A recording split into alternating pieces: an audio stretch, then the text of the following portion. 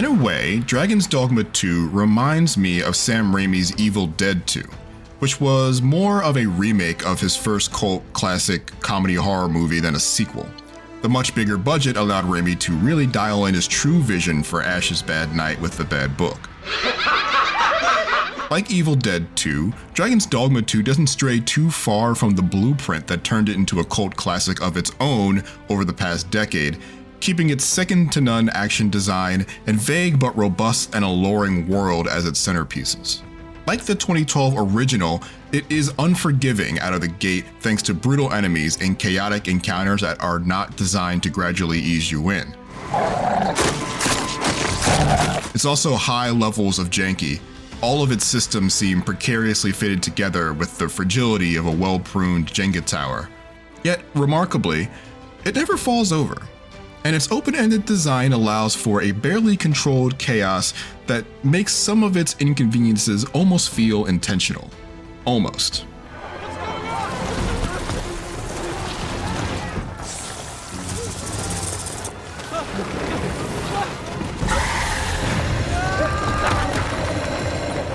This vast, new, dark fantasy world is dense with unbeaten paths to wander down and secrets to find. Many of these will never make themselves known to you if you don't go out of your way to look for them.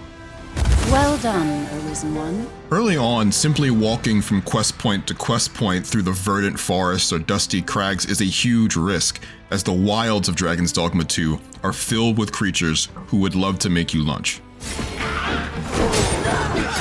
While lots of open world games with day-night cycles stress the dangers of venturing out when the moon is high, I don't know of any other game that has a more brutal night than this one. Wake up! We're being raided! Careful now. The explicit lack of waypoints and map markers for the side stories really helps nail the feeling that you aren't simply a walking task bot for the world's NPCs to wind you up, but a curious member of a living, breathing place that will march on valiantly whether you find what you're looking for or not. You'll be doing lots of backtracking and exploring on foot, as there is very little way of convenient fast traveling. In the first few hours, having any squabble evolve into a rolling melee with every other beast within a square mile became annoyingly commonplace. Skirmishing goblins trying to keep their distance from you and harass you at range might attract the attention of an ogre who now must mosh through the combat, and in turn, this attracts the eye of a griffin to dive bomb the encounter like a feathery wrecking ball. Continue our onslaught and the behemoth soon topple. It's a tough learning curve, but it eventually gives way to a rewarding feeling of a stronger, smarter you walking through a valley that gave you heartache 10 hours ago and navigating it like a well-oiled machine. This dynamism is present in Dragon's Dogma 2's story and quests as well. I wouldn't call the main story at large that remarkable. You play as the near-immortal Chosen One, the Arisen, who has their heart stolen by a dragon that you will be forced to slay one day in order to save the world. You but fell that fiend! It's the exact same premise as the original Dragon's Dogma, with a bit of a Game of Thrones-esque spin in the political intrigue that is good, if not all that special in a world where every fantasy story has similar influences. But on a couple of occasions, Dragon's Dogma 2 takes a major turn and upends what you've come to know and expect so far, and the characters themselves gave me something to love even outside of that larger plot. I speak only the truth, as you well know.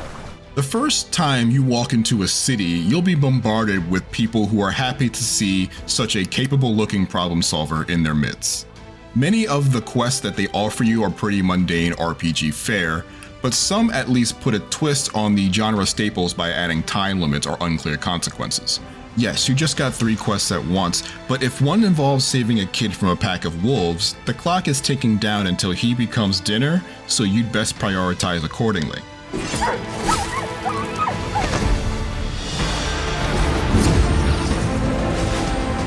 Every Arisen is accompanied by a pawn, a sort of personal NPC sidekick whose purpose is to assist you on your journey.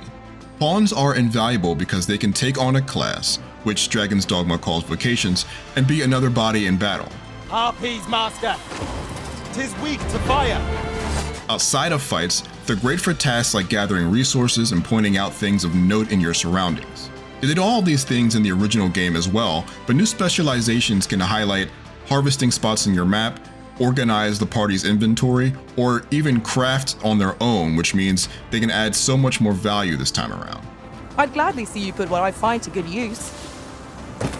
Pawns can even be sent off to join other players on their adventures, learn from their experiences, and bring back items and knowledge to share with you. This clever asynchronous multiplayer system was groundbreaking in 2012 and feels just as innovative in 2024 because there's still not much out there like it. They aren't always a boon though. I'd never want to leave Shelter without one, but thanks to inconsistent AI, pawns can get themselves into all sorts of trouble. Thank you, Master. They often get isolated by enemies and picked off, which means you need to run to their unconscious bodies to revive them, or they'll poof out of your world. I've had pawns die in pretty silly ways, mostly by falling off of narrow bridges because they made the terrible choice to fight in the middle of them. You can command them to help you, wait in place, etc., but these orders are finicky, and they'll take their sweet, agonizing time to follow them. Defend the Arisen.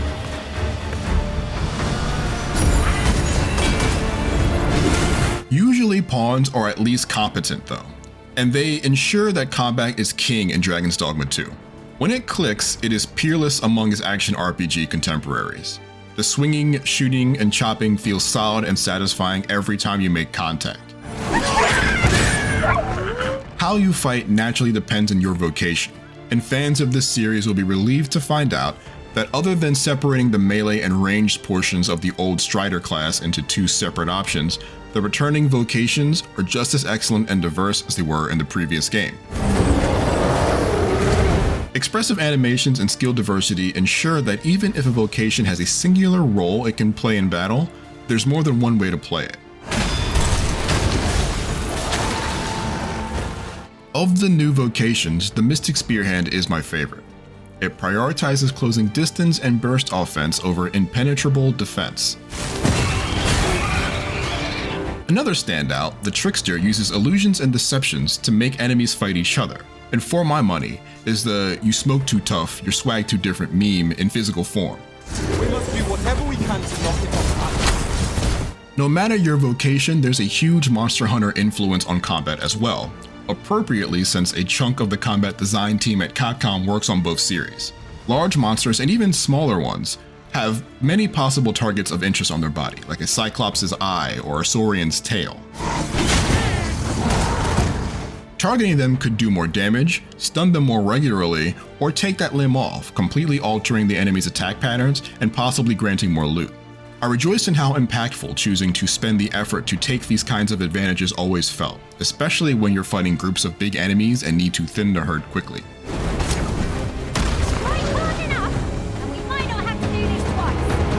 On the other hand, I don't approve of how janky climbing enemies feels, something you'll be doing often to bring larger foes down to size. It's easy to get disoriented while climbing through no real fault of your own, and if the monster jumps into a corner or pressures you against the wall, the camera reveals itself as having been the true villain all along, making it absolutely impossible to see what's going on for as long as you're stuck there.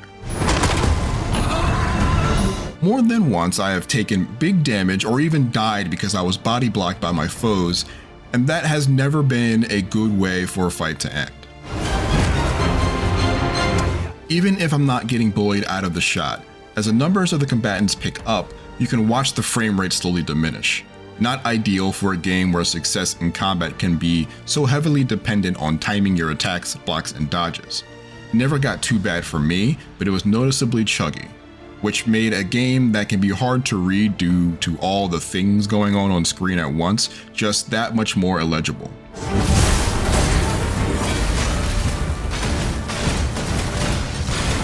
Dragon's Dogma 2 is a strange and wonderful game that seems haunted by some of yesteryear's bugaboos. It is a retelling and re-implementation of all of those wonderful ideas from the 2012 cult classic, including an awesome dynamic world and some of the best combat in the genre. On the other hand, its finicky ally AI, clunky climbing, choppy frame rate, and camera with a habit of going haywire at the worst times are all features I wish hadn't been brought back for another round. Even so, There's an action RPG here that is richly rewarding and incomparable to its contemporaries if you can be patient with its quirks and open to embracing its hands-off open world and quest designs. For more on the technical side, check out our full performance review of Dragon's Dogma 2. Or for an action alternative, our review of Outcast: A New Beginning. And for everything else, stick with IGN.